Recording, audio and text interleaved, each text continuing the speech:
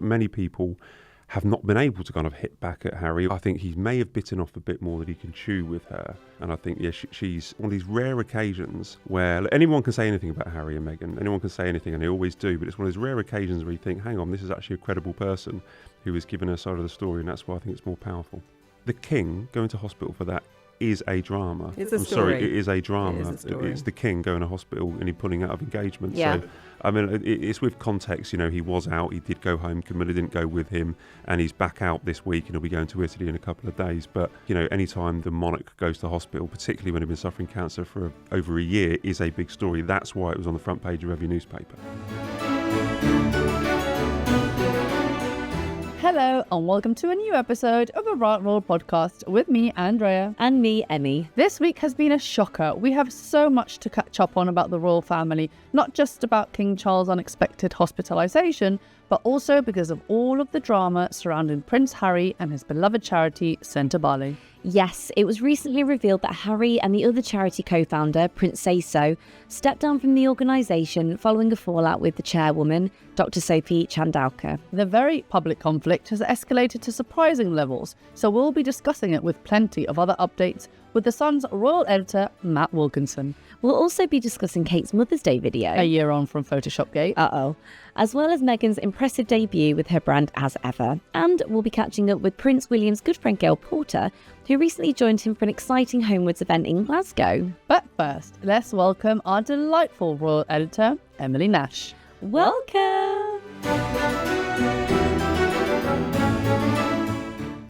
Welcome back, Emily. From Estonia, from your travels. From Estonia via... I've been back for nearly 2 weeks now, ladies, but I did miss... You did miss. I missed joining you. I'm glad that you let me come back. It was a good Didn't episode, replace but me we totally permanently. missed you, so we're glad you're back. Absolutely. Now, you're being very, very busy, obviously. Yes. You've been on royal outings. I've been out on a few engagements. We've had a huge amount of news happening, as always. We are going to get into that in a moment with our guest because it's a big topic. It's a big one. We need to talk. We need to do a deep dive on what's going on with Prince Harry because that has been, dominating the headlines over the last few weeks. But there have been other lovely events going on. I wanted to draw your attention in particular to Prince William's visit to Aberdeen, which I wasn't able to go on, unfortunately. But it was the latest moment for his Homewards initiative. And we caught up with TV presenter Gail Porter, who's an advocate for Homewards, on the day of her visit out there with William. They were going to see some buildings that have been renovated and repurposed for homeless people in the city. And I think we should have a quick listen to what she has to say. Let's do it. Gail, thank you so much for joining us today. I know you've got a very busy day ahead. You've got an exciting engagement with Prince William in Aberdeen. Can you tell us what you're doing? Well, I'm one of the advocates that work alongside Homewards with Prince William, and we've gone into partnership with a whole bunch of amazing companies that are giving furnishing, like necessities for flats. So we're helping house people that don't have places to stay, but also I'm going to go see some flats that have been given washing machines and even things like tables for their, to put things on, and little things that we take for granted, like plant pots, to make a house a home. Wow. So I'm going to see I think it is the first one in Aberdeen that's all been furnished and ready. And the lovely lady moved in just this weekend. So I'm really excited. And apparently she's super happy about it. So it's great because as I said, I've been doing this from the beginning, just trying to eradicate homelessness, which is a huge task. But being involved from the beginning, I have noticed such a difference. I've been here in Aberdeen 3 or 4 times now. And you just notice the difference and the positivity in all the people. And last night we went on a walking tour of Aberdeen with Angus. And he's gone through a huge journey from being homeless. And now he's doing tours. And we're encouraging people to get jobs and do things that they're comfortable at. And I think being a tour guide is a great thing to do. Because I was homeless for a while and I knew loads about where I was homeless because you're just wandering around all the time and, you get stories from people. So Angus was telling us all these lovely stories about Aberdeen yesterday. So it's just very positive, and I'm just very proud to be part of it. You're clearly a huge advocate of Homewards. I mean, what does it mean to you to be involved in this work? Well, obviously having the backing of Prince William has just been incredible, because, you know, people can have their stays one way or the other, but the fact that he's got all that, you know, presence about him and influence, and he's spending the time and wanting to actually be part of it. He's hands in, he's knee deep in everything, and it's just so, you know, as I say, I think with me being homeless before, I'm very aware of all the charities that help. I mean, there's lots of charities, but this one is because it's so prominent, and we can get on the television and we can get people that might not know much about homelessness. And you've got someone like the Prince that's saying, look, I'm helping, we can all get involved. So it's just, you know, it's a platform, it's a big platform, and it makes people understand what is actually going on out there. Because a lot of people kind of, you know, you see people on the street, you see people begging, and it's very easy to turn a blind eye and wander off. Whereas with this, we're making a difference. We're doing things. We're trying to get sustainable housing. We're trying to get people a home, not just a roof. So because when I was homeless and I first got my house, which I'm still in now and I love it, but I just had the roof over my head, and I did have stuff in the kitchen, but I didn't have a bed, didn't have anything like that. But I was so happy, and it was amazing. But I would have loved to have things in my flat, you know, like a kettle or things. Yeah. And these people are getting, you know, there's all these wonderful, wonderful companies that are donating items so that they've got a home, which is great. We've touched on this already, but obviously Prince William spearheading Homewards. Why is that so important, and what sort of impact do you think he's made? Well, I think pretty much everyone knows who he is. I think he's pretty well known. Yeah. I've heard of him. Yeah, it is important because he has got that voice, and people are going to listen, and people that, you know, may not have considered anything to do with homelessness, and they just think of the royals as well. It's the royal family. They might not do that much. They just wave at people. They don't. Prince William is like the hardest working person I've ever known.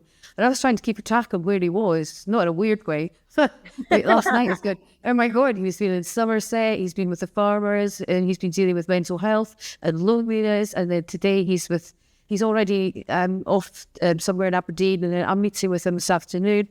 And he's just non-stop, and people will pay attention. And also the older generation who might have very narrowed views on homelessness, it's Prince William, and they're going to listen to what he says. As apart from, you know, me, they probably just think, well, but I'm part of the Prince William package, so you got me there, whether you like it or not. It's a great package to be part of, isn't it? And you said you've seen a real difference already in the 2 years that you've been involved. Are you hopeful that we are going to achieve this very ambitious task of proving that it's possible to eradicate homelessness? You know what, I am very much so. It might take a bit longer. Doesn't matter, but we're on the right path. That's the main thing. And we've got a goal, which is really important. It's not just we're working day to day today. It is we have got a goal, and we're gonna get that goal. Maybe a few months afterwards, maybe beforehand. We don't know. But as long as we get everybody together and people working together, because obviously it's not a single-handed thing.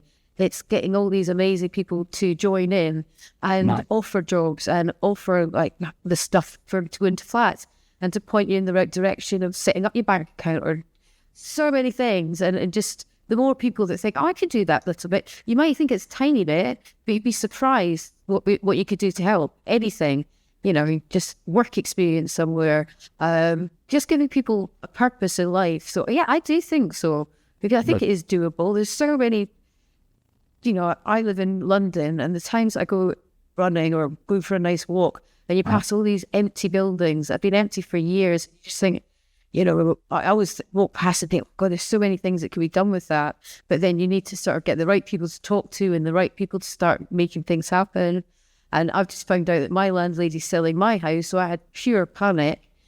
But I know that I'm not going to get myself in the situation I was before, because I've learned so much.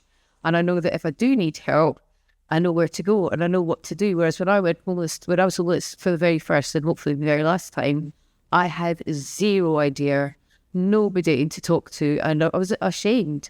And I think this makes you feel not ashamed at all. The people that I've met are just so thankful. There's no shame. There's no, oh gosh, how have I got myself into this situation?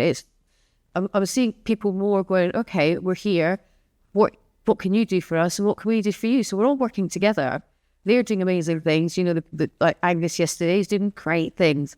I love, you know, if someone said to me, you're going to go for a tour of Aberdeen in the freezing cold at night time, I'd probably say no. But Angus was brilliant, and he was funny, and he was very, you know, he said, I might not know everything about everything, so ask questions, and everyone was chipping in, and it was great, and he loves what he's doing. So it's heartwarming, and I believe this can happen. Absolutely, amazing. We know that obviously you've had quite a lot of dealings with Prince William now. What's the thing that's most surprised you about working with him? Do you know, I always thought he'd be extremely friendly, and he is just that. And he's very personable, so I don't feel like I'm meeting... I feel like, you know, I'll go see Will this afternoon. That's the sort of thing. He does that with everybody. When I was up, we were sitting at a table with lovely women that were involved in helping people in Aberdeen from different charities and different sectors. And there was a seat beside me that was empty. And the ladies were all going, oh, we're very excited to meet William. Da, da, da. They went, who's sitting next to you? And I said, oh, I don't know. I knew it was William. And I went, oh, I don't know. And then he came over and gave me a hug. And he said, hi, pleased to see you. All the ladies were going, oh. He wandered round and he introduced himself and he asked them questions and he's interested. You know, he's not like somebody that's just flying in, hi, this is me, you've seen me, and you can all crack on and get on with your work. And he's just personally, he gets his hands dirty, he gets to meet everyone, he genuinely cares about everybody, and he remembers everyone's names. I can never remember anyone's names. Oh, I'm really rubbish. It's very impressive remembering everyone's names, isn't it? Yeah, where it's a real skill. Yeah, that's something I could do. I even get lost in Guess Who, that game. I don't know. Yeah, great for hours. Yeah, I kind of. He really does seem to have a talent for putting people at ease, which is such a talent. But we also heard he's got a wicked sense of humour, which I think is something you two share. I mean, would you say that's true? Yeah, he definitely has done, because he was doing a speech at one of the things that I was doing, and I was looking after his speech. And then he came over and he went, have you had that speech the whole time? And I was like, yeah. And he went, what have you done? And I went, nothing. He's like, and he got up to do his speech, and he said, I'm really nervous because Gail Porter's had a hand in this. And he said, I haven't opened it yet. And I was going, I haven't done anything, or have I? And he said, no, and he opened it, and I was like, I didn't do anything, it's fine. But yeah, he's got that way of just making, you know, he's very cheeky. And he sends a nice thank you note as well, we've heard. Yes, he does. Yeah, my neighbours get very excited if I get a nice letter or something. My neighbour comes downstairs and she went, there's something from the royal family. So she gets very excited. Are you hoping for one this time round, Gail? What a thank you note? Or... Yeah. I've got my Christmas card. We need to get a collection together. Yeah. I'll send him one. Yes. Yeah. Well, we should send you one. Thank you so much for spending the time. Thank you very much. I hope that was all okay, and thanks. And watch the space. We'll come back, and hopefully it's all getting bigger and bigger and bigger. We'd love to catch up with you again in a little while and see where things are at. I'd love that. Yeah. See how today goes as well. Have a great day. Yeah, it'll be good fun. I'm really excited because she's so excited about having all this stuff in her flat, and it's just so heartwarming to see. You know, she's not taking anything for granted. She knows people have all come together to work, and she's doing her best. Everyone's doing their best, and that's all we can do is do our best. It's amazing work. Gail, thank you so much for making time for us. Thank you very much. On your very busy day. Have a brilliant time. Enjoy. I will.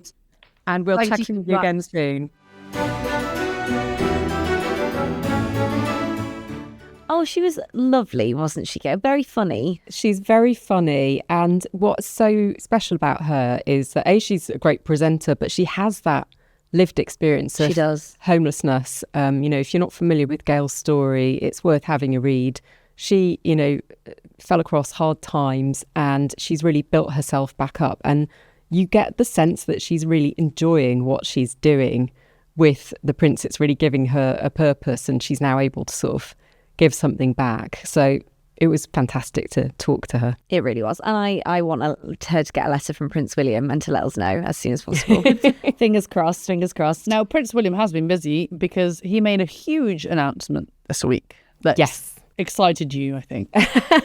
Hot off the press, the next Earthshot Prize Awards will take place in, drumroll, Rio de Janeiro in Brazil, which I'm personally beyond excited about. Are you going to go? Of course you will. I mean, I'd be very, very sad not to. I have previous with Rio. It's where I got engaged. Stunning. Story for another time. Yeah, I mean, this is going to be a huge moment. There's some really big names involved. We've got David Beckham, Kate Blanchett, a lot of this long-time supporters. But obviously, look, Brazil is known for its spectacular scenery, for the Amazon rainforest, for its football, for the glamour of carnival, the beaches and samba and the carnival. So it's going to be really spectacular, and I just can't wait to find out more about what they have planned. Do you think William is picking locations for Earthshot where he would just quite like to holiday? Well, look, it's a happy coincidence, isn't it, that he's going to one of the most beautiful cities in the world for this. But, this is the new continent for Earthshot. If you remember, it began in Europe. It's now been to Asia and Africa. It had to be the Americas next. And really, Brazil encompasses so much of what they're trying to raise awareness about. And it's just going to be a fantastic, fantastic award, I think. He's been busy in the UK as well, William. He's been meeting some of Clarkson Farms stars I thought that would capture your attention. It caught my eye, that one, little TV hook for me. But he seemed to really get on well with Caleb Cooper, which is a lot of fun. Yes. Can imagine that was like a... I mean, can you give an explainer for anyone watching or listening who's not familiar with Clarkson's Farm? You've been there, haven't you? Of course. I love that I'm the one giving context. Yes, I know. You're the expert. I went last year. So basically, Jeremy Clarkson bought a farm. He decided he was going to have This is a famous British TV presenter. A famous British TV presenter decided he did Top Gear, for instance. That was his big one. And he's quite a bullish English. He's a big character. He's a big character, yeah. He buys a farm and then he decides he's going to make a documentary with Prime Video that's him trying to make this farm a success. And it actually really captured a lot of hearts. People really, really love the show. And it's sort of like it's got all these very funny characters in it because it's so rooted in reality. So it really is, They're his real farm. farmers. They're real farmers. So you've got Caleb Cooper, who was his farmhand. I think he's now his farm manager. Yeah. Who's just this very never left Yorkshire, salt of the earth, absolutely telling Jeremy that he's a idiot every 5 minutes character who's really become a bit of a national treasure. Mm-hmm. So that's who Prince William met. You mentioned a swear word there. What did I say? Well, my kids would not approve it. It starts with I. So can we say that Caleb says a lot of those words? Yes, he's known for his bad language. And that is something concerning to Prince George, I hear. This is right. So, I see what you were doing. I was like, what did I say? It wasn't that offensive. What happened was, and I think this is fascinating to hear more about Caleb's character. He's obviously very quick with the wit. His greeting to Prince William when he arrived was nice hair. Oh, whoa. No standing on ceremony there. Yeah. William in return said, that George had said to him, if you meet Caleb, tell him to watch his language. Oh. So he already has, fans among the younger generation of the royal family. Watch his language. All right, little Lord Fauntleroy. Well, do you know what's really interesting about it? Look how much we're talking about a Duchy of Cornwall farming event. Now, in the past, it's not always something that's captured the media's attention. And I find it fascinating that William is now bringing in these well-known characters, celebrities, TV presenters, influencers in some cases. We saw also in Aberdeen, obviously he was with Gail, but he was with Stephen Bartlett from Diary of a CEO podcast and from Dragon's Den. And this is really about, shining a light on what they're doing, but it's also taking what they're doing to new audiences. So people who might not normally have tapped into the royal family and what they're doing, it's basically showing them the work that they're doing. And the Duchy of Cornwall event was about raising awareness of the need to support mental health in young farmers. It's a tough industry.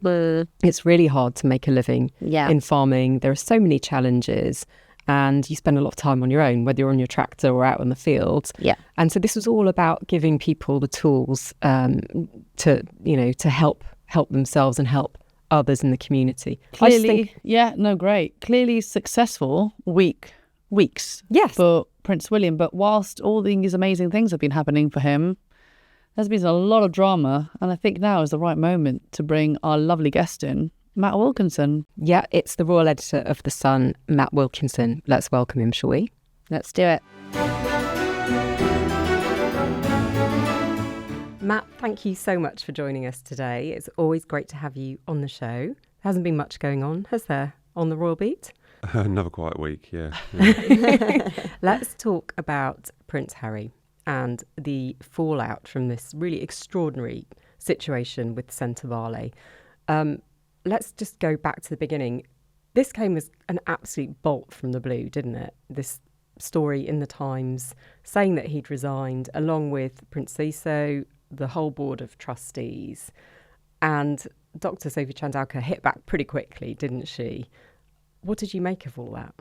We say it happened very quickly, but I think it's been rumbling on possibly for about a year without anyone really realising, and then it just exploded. Mm-hmm. We first heard, that Harry and the trustees had resigned, and then we heard from, Dr. Sophie, which, I mean, I feel a little bit sad about the whole thing, to be honest, because it is a charity at the end of the day that Harry's been involved in for so many years, and it's just been played out in a drama.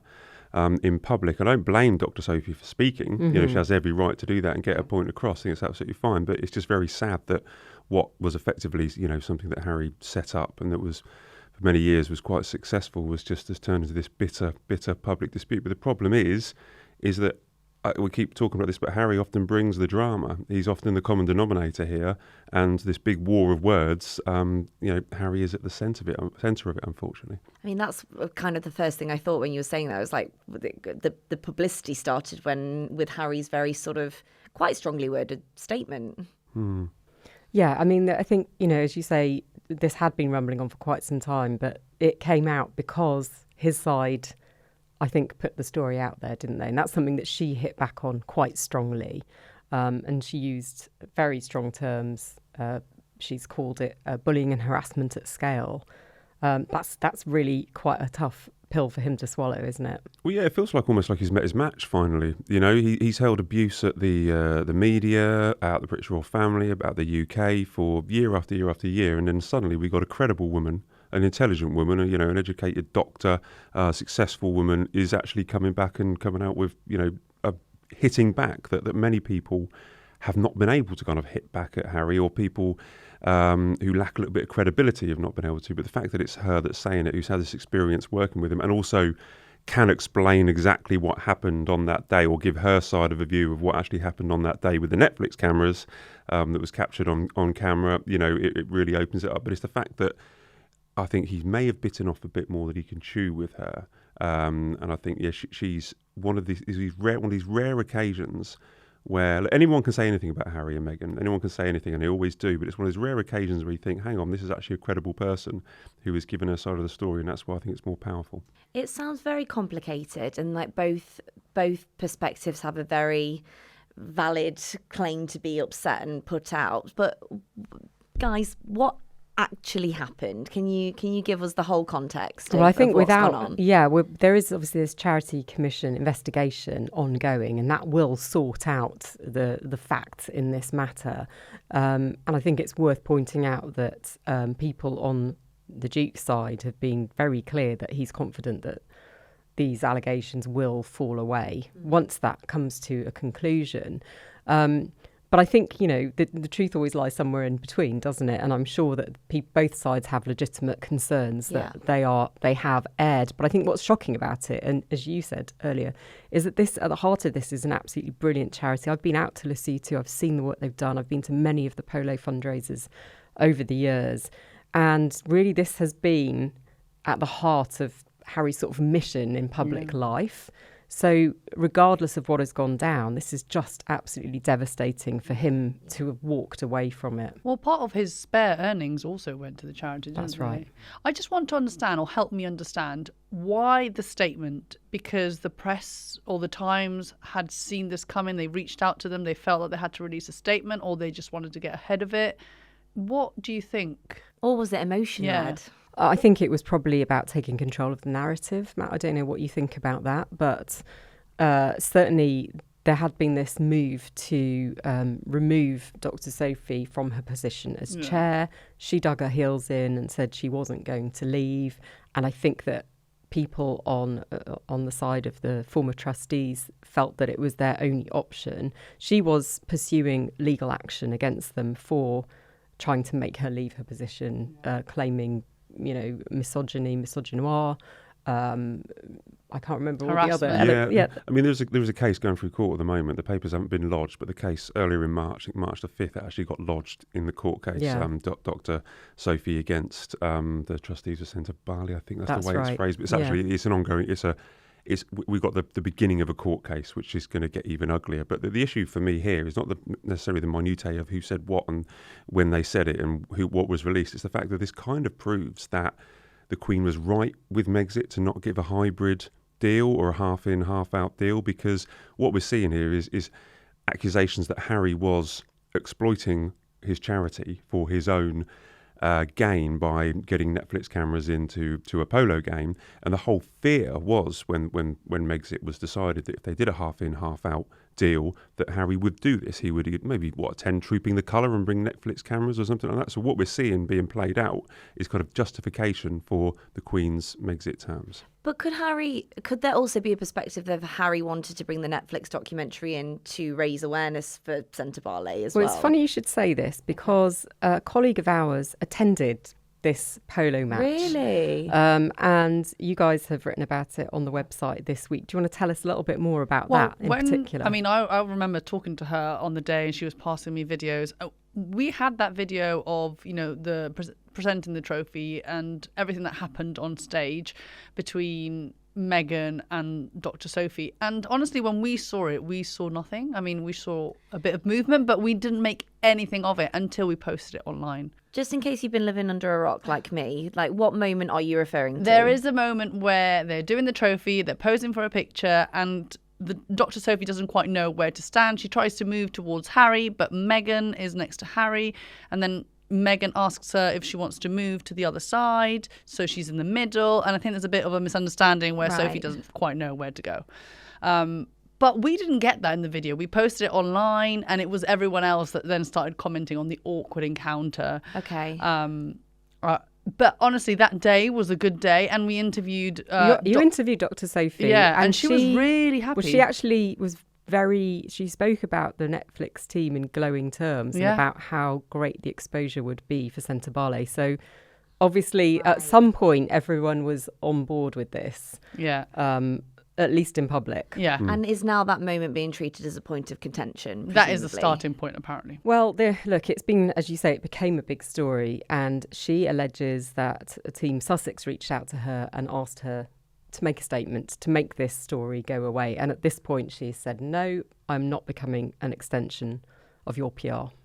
And I think that is at the heart, really, of the sort of... Well, then Harry allegedly sent messages as well that were described as, was it imperious? Yes. I mean, they were taken on board by Dr. Sophie as being a little bit offensive, and she was taken aback because he said, you need to explain yourself.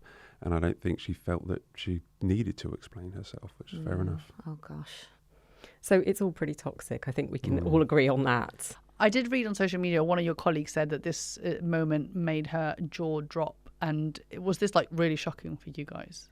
Yes, I think just the way it has played out was shocking. And as Matt said, to have somebody actually standing up and fighting back, talking about stuff that has gone on internally, we don't hear much, do we? We never really hear about the inner workings of these someone operations. putting their name to it. Someone brave enough to put their name in their face to it and say, this is actually what happened in my point of view. And also a potential court case. Normally it's Yeah. Duke of Sussex launching court cases.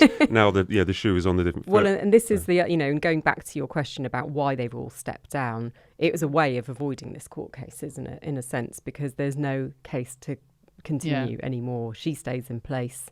In effect, they've walked away from that argument. So at the moment, the case is kind of... So several shareholders have stepped down. It's trustees. So the board of trustees, the whole board of trustees has gone, along with the co-founders, Harry and Ciso, and there is a new board of trustees, and Dr. Sophie remains as chairwoman. Is Harry ever going back?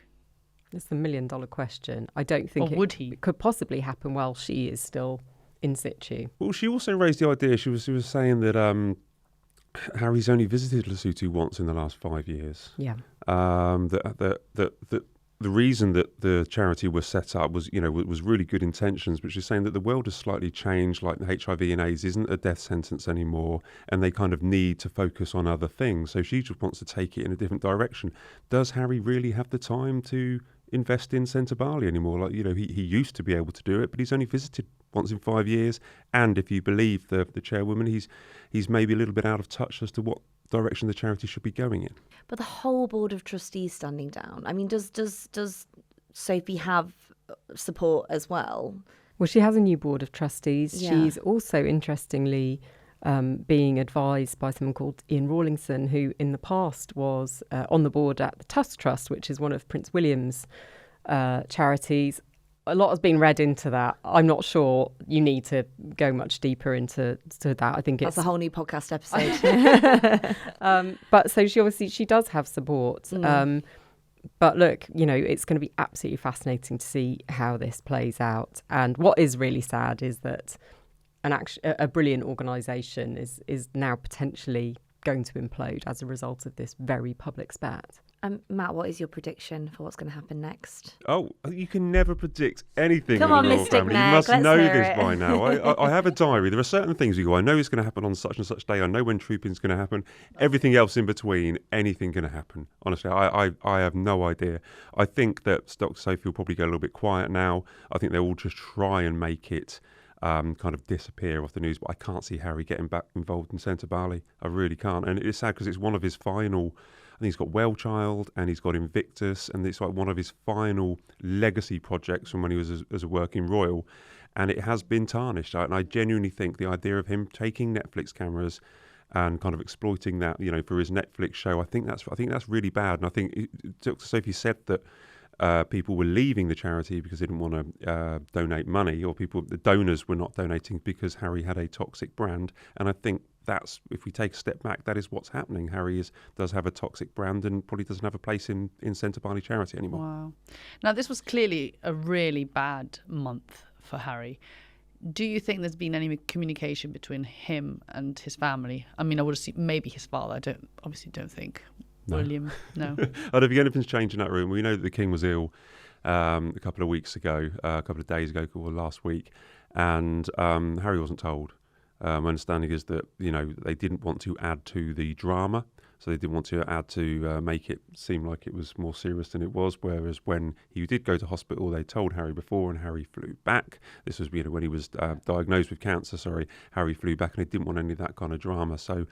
No, I do not think that they're WhatsApping each other, ringing each other, or asking them about the charity centre. So Harry found out about his dad's hospitalisation the same way as we did. Well, we found out that they found out through us. Yeah. So okay. Harry found out through I don't know how he gets the news, or as a news alert on his phone or something like that. But he found out through the news, not by Buckingham Palace ringing him or his team up to explain that their father had been taken to hospital and was having a day off. That doesn't suggest mending relationships, does it? It's the opposite, maybe. It's just still very, very cold between father and son there. It definitely leaves him in a really tough place at the moment, doesn't it? Because, he's lost this charity, which is the first one he ever founded, by the way. He did build it himself and in memory of his mother. That's 2 decades of attachment to a charity. And certainly, some of the kids he met on his gap year, he was still in touch with, certainly when I went in 2015, and he was reunited with one of them, a boy called Mutsu Puksane, who must be in his 20s now. There are some kids he's seen grow up through that charity. And to have to have left that, but also to not have the contact of his family anymore, that leaves him in a very rocky place. I just can't understand what the conflict must have been to have led to this moment. I mean, do we have... What do you mean, the conflict? Which conflict? Well, no, There's so many. Which one? the between Dr. Sophie and Prince Harry, just the fact that it was like, obviously the relationship was so broken down that this was that Harry felt like this was his only option, and the prince as well, as you say, because it just seems like it really wouldn't be something that he would ever let go unless he had real cause, and it just feels like an awkward moment at the polo and a bit of Netflix there is more drama to it. that didn't get resolved. There's more to it than that. There are financial implications as well, aren't there? Right. So that her argument is that, as Matt pointed out earlier, that his brand is toxic, and so they were losing donations from, major supporters. Right. His side's reaction to that is actually, no, she was brought in to try and make these connections with major donors, and they didn't materialise. So it's very much he said, she said at the moment, and we will need to see the investigation. There's been an epic fallout with personalities. I think people clashed, and if you can read that now at the moment when you look around about since her interview, particularly on Sky News on the Sunday morning, that was quite explosive. Since then, there's been a lot of counter briefing. So where's that come from? There's been accusations saying that Dr. Sophie played the race card, which I find astonishing.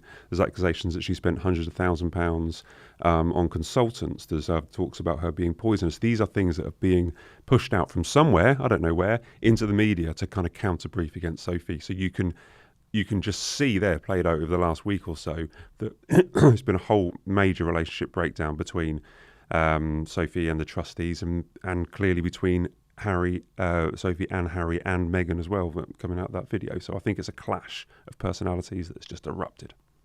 Now, this is just the beginning for Harry, because now we're walking into a new week. Yes. And he's got a court case. Yeah, I mean, there's no shortage of drama, is there, Matt? I've been to quite a few of the hearings. So I've been to. I've lost count about how many court cases that I've been to with Harry and his security. So I am a little bit lost as to where specifically we are, because I thought it was over, then it started again, then it was over again. And every single document that I've read in court or that has been presented to the court and then that we've managed to digest has all said that he doesn't have a case. So I just do not know why he is still in court talking about this. I think I know why he's fighting so strongly. Why? But I've sat there in these court cases and thought, well, it's over now. He's lost. But it's another appeal, another appeal, another appeal. I'm not going because I've been to too many. Matt refuses to go. It's over. I'm not going to attend. Matt and I have got a hot date in Rome next Tuesday, so that's not just us. We're going with the King tell and us Queen. a bit about what is happening on Tuesday, and is he coming over? Me and Matt are going to be in Rome, so that's all you need to know. Nice and far away, Matt. He is going. We don't know if he's coming yet, and that's the last thing they're going to tell us when it concerns his security, given everything that's going to be discussed. He may pop up. That would be quite the turn of events, wouldn't it? But essentially, his lawyers are back at the Court of Appeal, trying to. I guess this is probably the last-ditch chance. I've sat through last-ditch chances where he's been trying to do it. No, honestly, I'm not just being pedantic about this. I'm just surprised that it's still in court and it's still going on. So he's appealing. He's appealing the Court of Appeal's decision to turn down his appeal. I think that's what this we is are it. at. Why is he fighting so hard, Matt? I'm dying to ask He wants security. He wants security. So my theory on this, and it's not proven, it's just my actual theory from sitting through these cases, that so he gets security. If he comes over here and the police say, oh, there is a threat or there is a need, he will get protection. Okay, he has to give 30 days notice like anyone else in that situation, and they'll say, yeah, okay, yeah, there is a threat to you. Yeah, you need somebody to secure. Do you want to stay in Buckingham Palace? Oh, you don't want to stay in Buckingham Palace? We'll give you these kind of options. I think that he wants the status of a protected person in the UK, and so that it's paid for by the UK, so he gets guaranteed security in the UK, so that when he is abroad, he can be an international protected person, because that was removed from him in the Megxit terms. He was no longer, because he wasn't protected in the UK, he wasn't protected abroad. So if he gets to get it in the UK, that gives him protection in the US, in Canada, in Colombia, in Nigeria, wherever he wants to go, because he's an international protected person. It saves him money. Which saves him a lot of money. Because he's paying for his own at the moment. Yeah. This is just my general theory, because I do not understand why he's fighting so hard. The police in this country are very, very good. They are not going to allow any harm to come to the king's son or the future king's brother for, if in future years. Yeah. It's not going to happen. He's going to have protection if there is a danger. So I, rather think that that's his motivation. And they're interesting arguments, and you'll appreciate this one, Emmy. One that has been brought up is that Taylor Swift was given police protection, and if she can have it, why can't he? But I think you need to go back to the moment that triggered that police protection, and that was the planned terror attacks in Austria on her concert. Yeah. And it wouldn't be the first time that's happened, sadly, Yeah. in Europe. So I guess there is a case-by-case basis, as you say, if people perceive a threat. Yeah. Then if it was the a planned protection terrorist will be attack there. against Prince Harry, then Yeah. of course they'd get all the protection that he needed. But his demand to actually, so many court cases, and it's running into hundreds and hundreds and hundreds of thousands of pounds. He could be spending that on security. He could be spending that on security. Well, it's not him who's spending it, by the way, because We're paying for it. Taxpayers are. Ah, right, lovely. yeah. Okay. So it's against RAVEC. I can't remember what the acronym stands for. RAVEC, but it's a combination of the Royal Household, Home Office, and the police.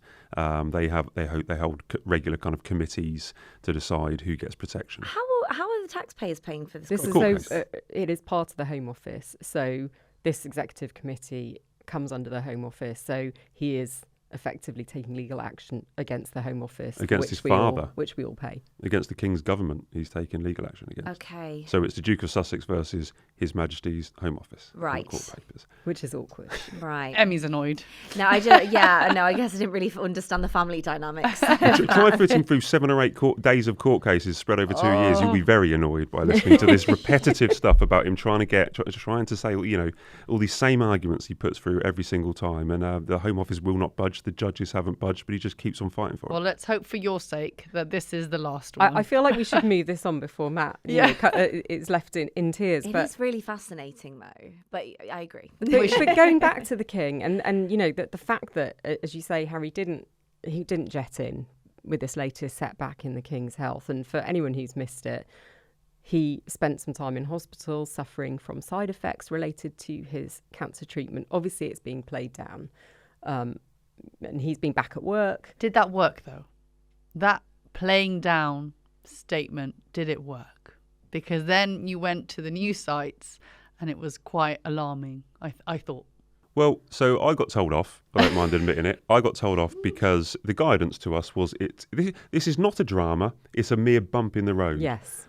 And I sat down and thought, well, the King's had cancer now for over a year. He's having treatment every week for cancer, and he has pulled out of 2 days' worth of engagements and gone to hospital, unscheduled hospital visit, they call it. He wasn't admitted to hospital. It was an unscheduled hospital visit because of the side effects. The King going to hospital for that is a drama. It's a story. I'm sorry, it is a drama. It is a story. It's the King going to hospital and he pulling out of engagement. Yeah. So, I mean, it's with context. He was out. He did go home. Camilla didn't go with him, and he's back out this week, and he'll be going to Italy in a couple of days. But I think anytime the monarch goes to hospital, particularly when he's been suffering cancer for over a year, is a big story. That's why it was on the front page of every newspaper, because it was a drama. The language around the whole situation has changed as well, hasn't it, in the last few months? We're being told more about this being a managed condition now, and also that the king, is clear that he wants to go out and show people that you can live a fulfilling life while having cancer treatments. I don't want to speculate, but managed condition is that then they're treating it, but it's that we're not going to hear about remission or anything like that. Well, I think that there's obviously a lot of privacy around it, but the situation is that there's no sort of end date for his treatment to come to conclusion. He is. That we're So I aware read of he is a moment. man living with cancer, and that is correct. That is correct. Many people do, and for for many years. Yeah. Yeah. Yeah, but it's fair to say, and he works way harder than he should for someone who is going through this. The Queen often talks about how frustrated she gets by the fact that he won't slow down. And we were told, the night he was discharged from hospital, he was back at his desk working on. But we were told the papers. same when the late Queen was ill as well. The same language and stuff like that, weren't we? That I've heard, almost feel like I've heard this movie before, and I do genuinely think that the King works too hard. Yes, and he has to do lots of things, and I genuinely think there are certain things that he does do. Like there was a couple of receptions in the week before he went to hospital. They do say that he went to hospital because it was a side effects, fine, but there was a couple of engagements that went long into the night. He was meeting local media for over an hour. He was on his feet for like an hour and a half. That was in the evening. And then there was another evening job where he was at a reading room event with the Queen. And I just think, do we need to push our King to do all these events? You've got Sophie and Edward. You've got the Duke and Duchess of Gloucester. You've got William and Catherine. Catherine's going through her own thing at the moment. But you do have a couple of other people that could step in. Do we always have to put the King through? It's important that he meets the Prime Minister. It's important that he does all the kind of major events like trooping. Does he have to do these kind of frivolous things working late into the evening? I don't think he does. Even if he wasn't ill, he's 76. Yeah. It's like it's so much for a 76-year-old man in full health, let alone. But maybe there's some sort of scope of he's sort of shrank the royal family, working royals. Maybe that needs to be expanded again. He's his very mother. committed to his duties, but I also feel like he wants to make the most of his platform. Yeah. He was in His the reign. sort of in the training for it for nearly his entire life. And wants he's to leave a finally mark. there, and he has things that he wants to achieve, and I think that's why it's impossible to get him to slow down. It's really important, and that's what I mean about the different engagements. There are certain engagements that he can go on, and he can have big achievements. He can go on certain of his numbers of his causes, but also the important state things that he actually has to do. I don't see why he's working till 8-9 o'clock at night at an engagement, looking tired. 2 days before he goes. It was 18 engagements in 10 days before he went to hospital. I don't think that's a coincidence. And I think they should look at it. We're kind of told not to kind of talk about stuff like this, but he should slow down. Yeah. And that's not respecting the fact that he is dedicated and that he works hard. And I've got a lot of respect for him. But it's just really silly, I think, if you just keep on working and don't listen to these kind of little, small little alarms. And don't listen to your body. And I also think that the public would be hugely supportive of that. Oh, God, yeah. People don't want him to work himself. And what he should be into the doing, he's ground. actually not, this is your exclusive, Matt. So he should be doing more holidays, and he's actually cancelled them. Yeah, so there was a trip that he was meant to do with Queen Camilla. We've not given the the location. I don't think I wrote the location. No, you haven't. No.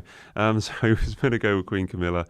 He pulled out of that one, and then he usually goes on long walks in Romania every year, and he's pulled out of that one as well, and plans not to go on that one as well. Because he couldn't travel to both of these holidays. I think it's reasonably sensible. Yeah. He's got Sandringham, he's got Highgrove, he's got Dumfries House, he's got all these other places he can go. And we have good weather. At the moment. But if it was planned and it was cancelled, I guess it was a bit of a surprise that he's cancelled them. Well, they weren't announced, so they didn't announce them. Okay, it's just like an assumption that he would be doing. Well, it because these he does would it every be, year. in particular, the visit to Transylvania is an annual thing for him that he does. He goes over there, he goes walking, as you say. He's got this house out in rural Transylvania. Random. Yeah. He loves it. And by the way, you can stay there. You can rent his house, and if you fancy a holiday, Doesn't he have like a godson in Romania? and yes, yeah, There's a lot. That's another episode. yeah. But this is the thing. The royals do get around. They are able to go off on holiday and do so much under the radar, aren't they? Particularly if you're king. Yeah, no, I think it's a shame. I think it's a shame that you can't go. But as my point earlier, sensible if there's any worry or just for precaution, then, I have a tricky question. Would Prince William be likely to say, "Dad, let me take some jobs on. I've got some time." All right, Hamlet. Papa. Pa. Well, I think William's situation at the moment is that he is trying to carve himself out a role and trying to leave a legacy as Prince of Wales, because all the causes that he's doing, the homelessness cause and his environmental cause, he's wanting to make, lay his mark on the Prince of Wales thing. So at some stage he will have to step up and be king, but he's got his hands full being the Prince of Wales. So, I mean, yes, what kind of jobs could he take on? I mean, as I say, these receptions, these late night receptions, Charles doesn't need to do those. Yeah. But then William's got a family over in Windsor, so I don't know. But I think there's other ones that can step in. And like William is picking up royal duties, isn't he? Like he met Trump and That's a prime example, actually. Yeah. Sorry, that's a really good example. Yeah. Oh, thanks. I was searching in my mind for one, and that's the one. Yeah. Finally learned something via osmosis. Yeah. Okay, let's move on to happier things. Meghan's as ever launch. Oh, I thought you were going to say happier things. The reason she's happy is because she got the jam. We scored the jam. It's not here yet. We. Yeah. Someone was We'll bring it in next time. on refresh for quite some time in the office yesterday. We were refreshing. It took 2 minutes to come on, and then it quickly sold out, which I totally predicted. I said it all sold out. Well, it was a within the small hour. batch. They Yeah. did explain that. Yeah. I think on her Instagram or on the As Ever Instagram, it said this. There was a limited. Yeah, bit annoyed First because I went for seasonal the drop. jam thinking it was the hot product. Turns out the honey actually sold in under 5 minutes. So maybe I got the wrong product. We'll see. Are we going to do a tasting? Oh, yeah, definitely. I know how much you love the jam chat, but it is officially it's spread. I believe. Oh, spread. Yeah, it's a preserve or a spread, isn't it? You can't call it jam for a certain amount of. What was there? She actually It's to explained do with it, the didn't sugar she? content. The sugar content. Yeah. But jam is her jam, not preserve. You can't make a pun out of that. I like to think we dreamt that phrase up on this actual show some months ago. Tell us about it, Emily. Well, look, the timing has been interesting, and There's always something. there's always something. always some something. clash with Yeah. everything that they do. But genuinely, I'm pretty certain that this date had been in the diary for her for a long time. And obviously, the whole Sentebale drama was not predicted to have coincided with this in the way that it has. But I just find it quite extraordinary that on the one hand, you have the situation that Harry finds himself in, where he is literally fighting for his future security and his charitable legacy, and her commercial career is completely taking off. Yeah. So they couldn't be on more divergent paths if they tried at the moment. And I think that's really quite interesting, because for the first sort of 5 years after they left, they were, everything they did was very much done together. And we've talked about this before, about them going off and pursuing separate careers. And that naturally happens when your children start school and they're a little bit older. But I'm sure he's very happy for her success. But you have to wonder where he's going to go next. Well, yeah, where is he at the moment? What is he actually doing? Do you know what I mean? What projects does he have on? It's all about Meghan at the moment. They've split their working lives, only their working lives, just want to point that out, only the working lives. And, what's Harry got going on at the moment? I've said it before, but he's a bit of a spare. Drama. It does really seem like Meghan is on the up. It seems like, she's got a big fan base out there, and it's what we were saying in the Netflix docuseries episode that we did a couple of weeks ago. Like, she's so. Everyone wants to buy her clothes. Everybody wants to buy her products. It all sold out in what time? So less than an hour at the jam. The honey, less than 5 minutes. Yeah, which is, It's impressive. It's so impressive. Yeah, certainly And she's gained followers, nearly 3 million. So from the point of view of the royal family, and I don't know what you think about this, Matt, I think they're very happy for her to have this success and for her to build the career that she wants, because really a bad outcome for them would be if they were left with nothing, because at that point, do they do more documentaries? Do they give more big interviews? I think that this really is a sign of them having moved on and left a lot of the conflict behind them, which they really needed to do. And her being an entrepreneur, that's great, isn't it? Yeah. That's brilliant. Go out and make money and achieve stuff. I don't think anyone could argue with that. And it's what they said they were setting out to do. 5 years ago, we're going to seek financial independence, and this is what it looks like. But you were talking about Harry earlier. I mean, he is kind of. Has been kind of left with very little to do, and kind of been, put in the shadow of his wife. She's the successful one at the moment. But then, was he the one that was, being more successful before? Was he the prince who was doing Invictus? We just come off Invictus, remember? Yeah. Was he the one that was, they all wanted him for the Netflix deals? He was the one that did the book. Don't forget. So maybe he's had his time in the limelight. Now it's her time to have a little go. I mean, he is doing something, because I read the New York Times interview, and Meghan says when it's just me and the kids for dinner, we eat this, and I was like, I was like, well, where's Harry for? He's clearly doing something. So I was very surprised with that line.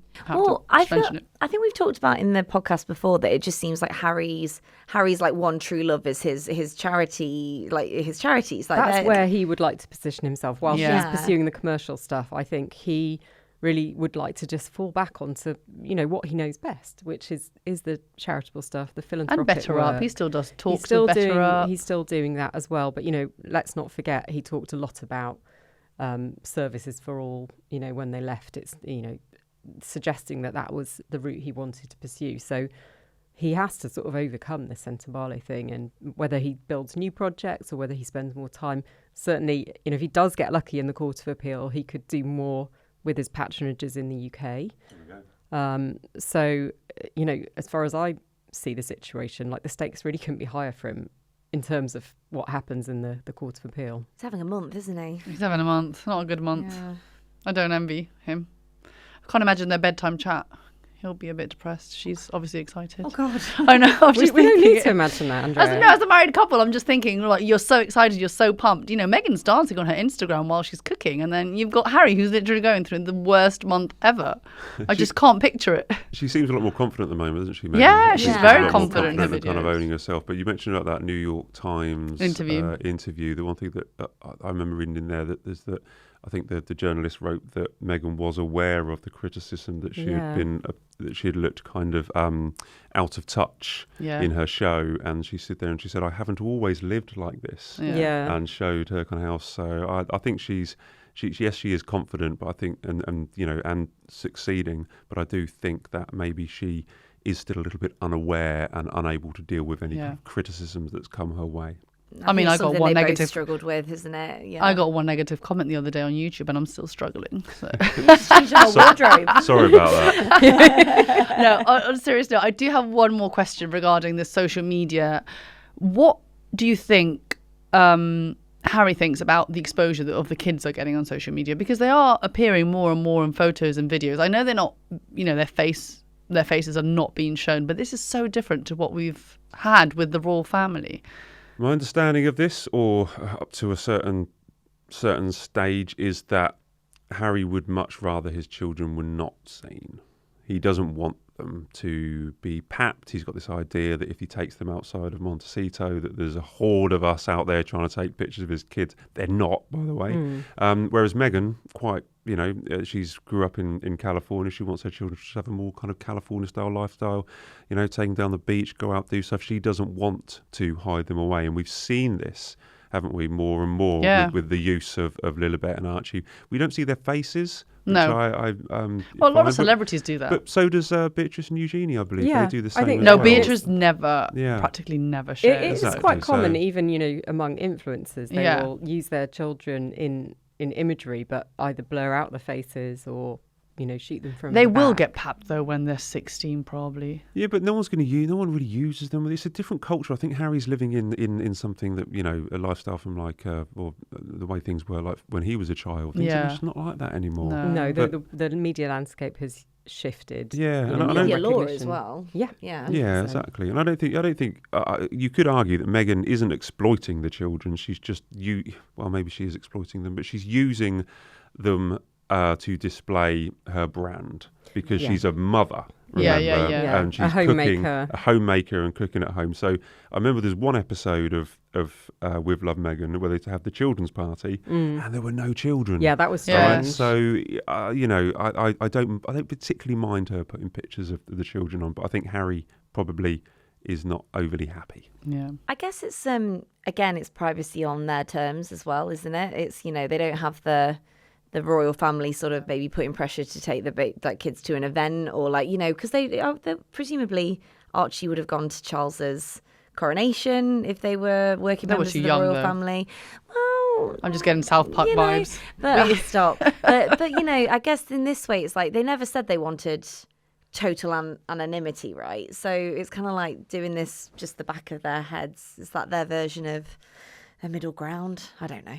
I'm fine with it, by the way. I'm fine with it. Oh my God, I'm so fine with it. They can do what they like. I mean, you love it. You love. I would want the Walesers to do a bit more of this. Well, speaking of which, yes, I know you have thoughts. I have thoughts about always. Mother's Day. Oh, you were absolutely pumped. I mean, I'd rather they had shared nothing because that video was just not giving anything. I actually thought she was playing it safe this year, but I thought she was the going to back of Prince William's knees. Yeah, great. I mean, beautiful.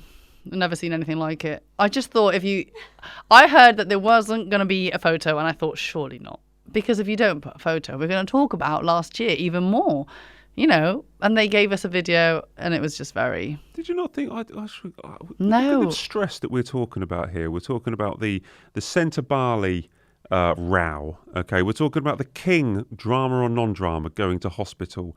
And we're talking about all these very stressful things. Actually, I think, this is nice. Did you find it comforting? I want to go for a walk in the woods with the Princess of Wales when I'm feeling a little bit, you know what I mean? It is work nice. life is quite tough. But we get counted images of the kids and them in a more casual, environment. We get like 3 a year.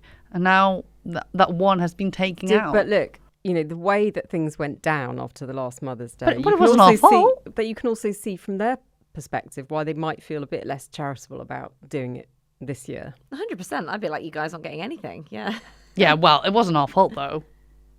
They did post a photo that was not a photo. But the intention was not to deceive anyone, and the intention was to share a lovely family moment. And actually, I didn't notice it immediately when it popped up. But still, I would have appreciated a photo. There's just no pleasing. There's no pleasing me. But these kids, they're not our kind of... They're not just there for our entertainment. I know. They've got to be boys. They've got to be children and stuff like that. And every time Louis appears at an event, everyone goes, "Oh, look at Louis," and we're pointing at him. Isn't he funny? He's not there just for our entertainment. I know. He's just a 5-year-old boy, and that's what they do. 6-year-old boy. That's what they do. So, yeah. And I do agree with that. It's not nice, when they point out kids' behaviour. I mean, I don't like it, and I'm not even a celebrity. Well, I think certainly, and I can see this point of view, and I'm not sure if this is theirs, but you don't want your child to be pigeonholed based on one facial expression they pull. I know. Oh, they're the cheeky one, or they're the naughty one, or they're the wild one. I know, no. Because children do all the faces at all different times of the day. And certainly if mine were put on a balcony, there's no telling how things would pan out.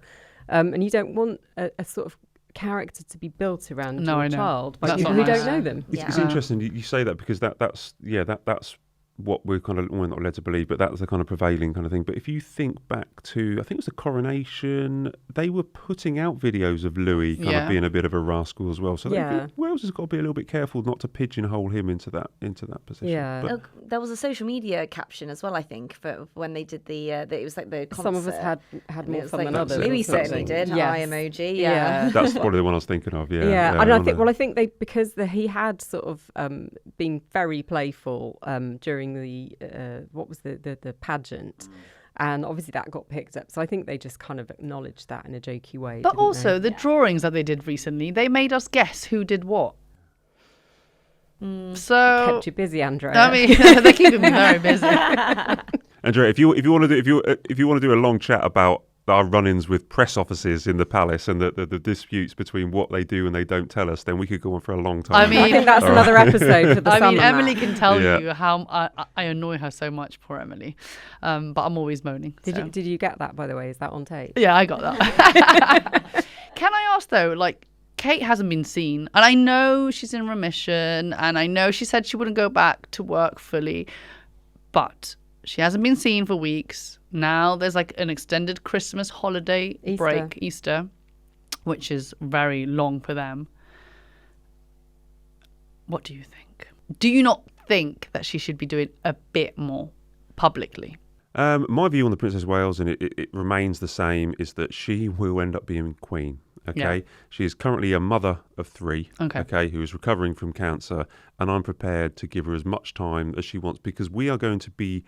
We're all on our 80s and 90s. We're sitting around and we're talking about, Queen Catherine or something. They should have been around for 40, 50 years, 60 years. Oof, So look, if you don't see her for 6 days, so what? She's going to be around for such a long time. Going to be so important. And we're talking about Charles being overworked into his 70s and needing to say, just listen to your body, listen to what's actually going, and take your time off. If the Princess of Wales wants to not be seen for 2 weeks, I'm not bothered about that. Yeah, Andrea. Oh gosh, don't attack me. To your point, this is her time to sort of do the things that she needs to do, knowing that she has that role coming down the line. Do you think that role will be busy though? I feel like they'll make it their own. I don't think we'll see what we see now, or what we saw with the late Queen and what we're seeing now with King Charles. But what you also have to remember, there's a lot that you don't see, and there is a lot of work that goes on behind the scenes. William, for example, all the papers I've been told is involved in Duchy of Cornwall stuff, on a minute level. that's not something that, works to present in public. Yeah. But there is a lot going on behind the scenes. And, as we know with the King, he's constantly having calls, audiences, the paperwork. Yeah. It's not just about what you see. Why are you all looking at me like Well, I had another question about Meghan, but I feel like we've kind of gone off Meghan. Can we? You can go back to let's see that question. Well, no, just the only thing I don't think we've covered is her podcast. So she's a busy woman. So Confessions of a Female Founder. It's coming out soon. It's coming out on the same day that Matt is happily not going to be in the Court of Appeal. Matt, it's the best day ever for you next week. I might pretend my phone doesn't work. Matt. So it's the I'll buy you same an ice day. cream. It's the same day as Prince Harry's court case. Yes. And the King and Queen's tour. visit Trip. to Italy. Visit to So Italy. how are Harry and Meghan going to navigate that? Is Meghan going to celebrate her launch without any mind to the court case? Well, or it's kind what's of going the to be a deal? continuation of what we've seen in the last few weeks, where her launches have happened. Meanwhile, there's a Something drama happening on going the sidelines. on the other side, and obviously they will have known about the Court of Appeal date for quite some time. Arguably, they could have changed the date of her podcast launch. Perhaps that works well for them to have a focus on what she's saying and doing as well. It takes a little bit of the spotlight off what's happening for him. That's just my guess. It just adds into this whole idea that they're two separate brands kind of going in different directions in their operations, isn't it, really? I mean, do they not have like a shared diary or something like that where they, you're in London today, well, I'm doing this promotion in New York, who's going to look after the kids, That sounds very much like my home life, Yeah. minus the glamorous bit, can I just say, yeah. But no, I'm not particularly I like the idea of her doing a podcast. I thought Archetypes was actually pretty decent. It's one of the few things I thought that She has a good voice. It was a few things she did. I thought this actually has got an audience. I think people could quite like it. So I'm clearly not the target audience for.